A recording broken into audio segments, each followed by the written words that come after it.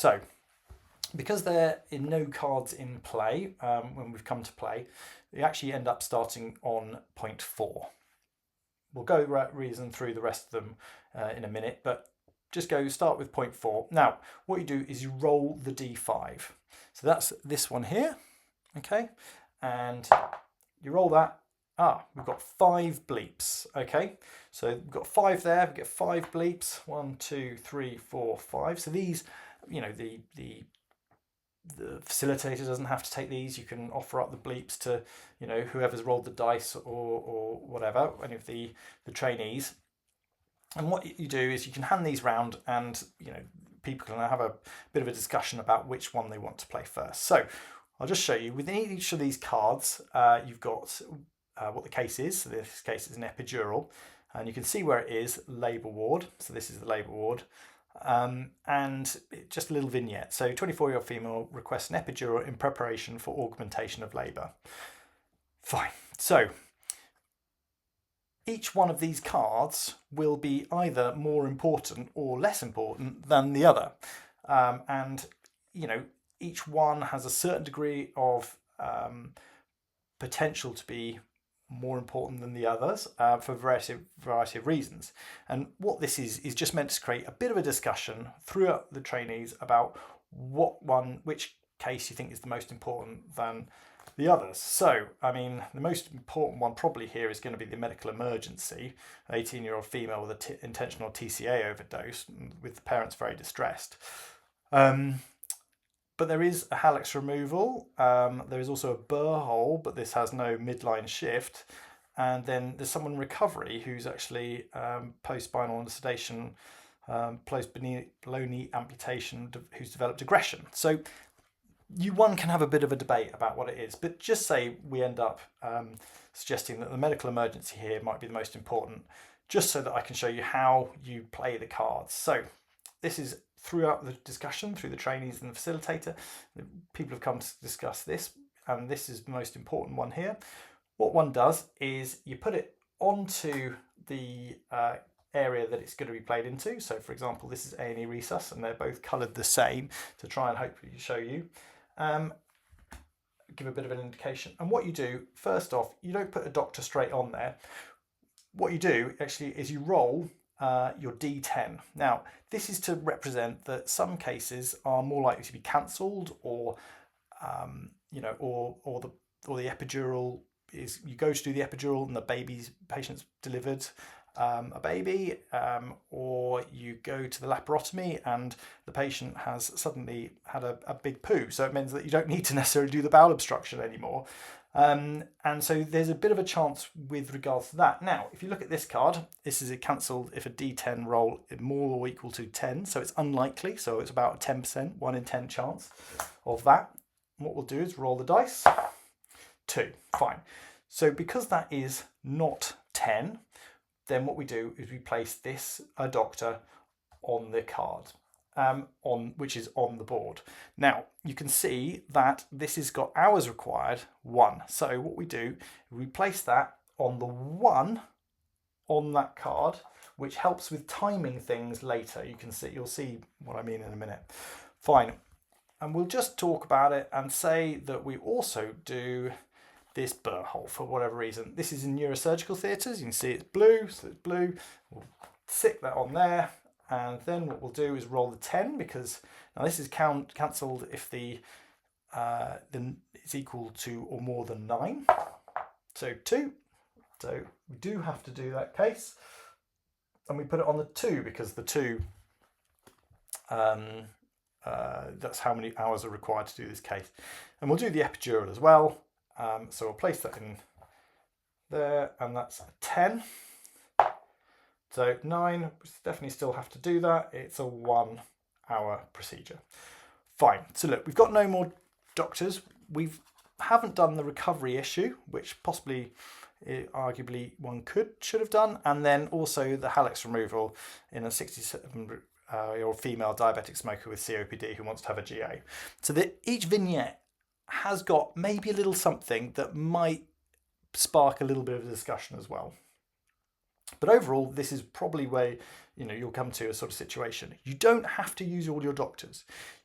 you know, it's completely up to you because you don't know what's coming in the next go.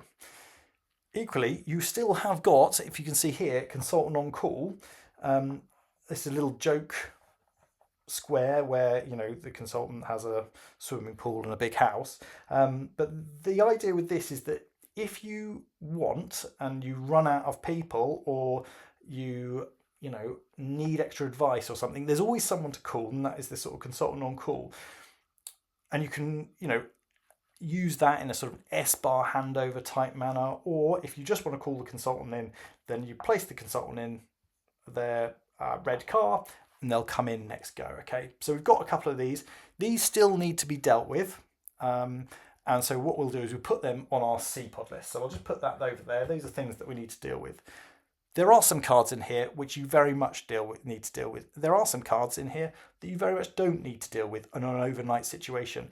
But it's the discussion that makes the most important feature of this, and it's all to do with opinions and risk management. So that we have done point 4. So, and we've started all the cases and rolled the D10 for each new case, which was point 5, and we've repeated that as many times as we can. Now, we've got no more doctors currently in this situation. We're not going to call the consultant in because these, you know, we don't necessarily need to run these as soon as possible, and we know we're likely to get a doctor back on these 2 cases the next go, because of course it's only going to take an hour. They're going to come in, but of course we're going to have an increasing amount of bleeps for next go. We're at least going to get 1, maximum we're going to get 5. Let's hope we don't get another 5. So we go up to 1, we move the clock. Then what we do for each one of these cases, we roll the D20. Now, what this represents is that occasionally the shit hits the fan. Okay, so that's what a SHTF card is, and it's just a way, a slightly jokey, hopefully, you know, lands on good ears way of like trying to communicate that sometimes something happens and you need to react to it. And this also brings an extra additional layer of complexity when you're using all your characters. So sometimes you think you're going to get all your doctors back, but you don't, because something happens that means that they have. Now there's a whole row of things that might happen in here, and most of them relate to the quick reference handbook. Okay, so there's and I'll show you them now, but we'll just pick a few random ones here. So here, patient develops malignant hypothermia. We've also got an interruptive mains electricity failure. And then this one is a bit of a special one I added in, which is a preeclamptic fit, which suddenly appears in a labour room. So you have to deal with. So each one of these has got a QR code. The QR code, the idea with this is so that you can, this relates exactly to the PDF online of the quick reference handbook. So you can see if you'd manage this in this case, what would you do and how would you go about starting to manage it. That is just a little bit of an added aspect to it. Right, so, but what we do is for each point, each case that's currently in play, for point 2, we roll the D20. So here we go. We're going to roll the D20 for this one over here.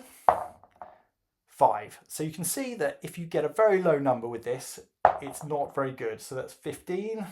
We're going to go for this one. Very rare, an epidural goes particularly badly wrong, so it's more of a 1.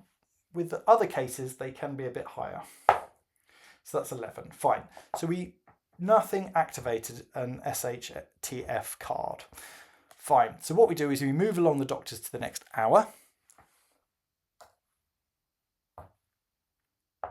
And as these 2 doctors happen to be only doing a 1-hour case, then we put them.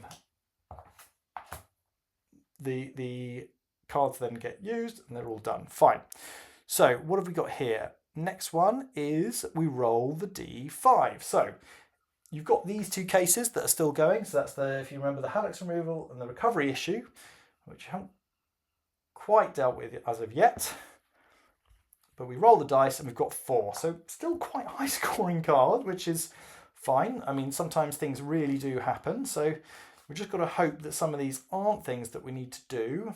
Fine. So what I'll do is go through this. So look, To add to our CPOD list or our Bleep jobs list, we've got an appendix, a 35-year-old male who's got abdo pain and vomiting. Anaesthetic review, which is a 52-year-old male needs review for surgery tomorrow. Recovery issue, 30-year-old female IVDU who's got needs an IND and an arm abscess, lots of pain, and then we've got a Cat 4 C-section. So, hopefully this will be discussion. Unlikely to want to do the category 4 cesarean section. The surgical anaesthetic review is, could help for tomorrow, but currently there seems to be more pressing issues at the moment. So we'll put that back in the pile. And then we've got two doctors and we've got a number of cases to do. And essentially this is how the game develops. So the learners have to decide which are the most pressing cases to do within the resource limitations that they have with what might also be on the next Bleep card.